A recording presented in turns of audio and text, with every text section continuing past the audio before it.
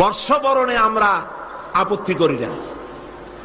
আপনি বছরের প্রথম দিন আল্লাহ আল্লাহ করবেন, অসুবিধা কি? আপনি মুনাজাত করেন, আয় আল্লাহ বিগত বছরে যত গুনাহ করছি, এই যে পয়লা বৈশাখ আসতেছে না, আপনি বলেন আল্লাহ এই গত বছর যত গুনাহ করেছি মাফ করে দাও, আগামী বছরটা নতুন বছরটা আমার জন্য ভালো করো।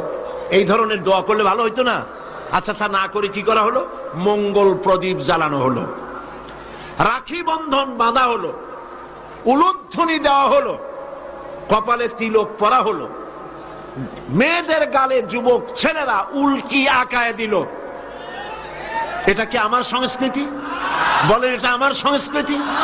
তারপরে বড় বড় ময়ূর, রাক্ষস, কুত্তা, গাধা, গরু, এগুলির মুখোশ বানিয়ে মুখোশ পরে রেলি করা হলো। এটা কি আমার সংস্কৃতি? বছরের পয়লা দিনে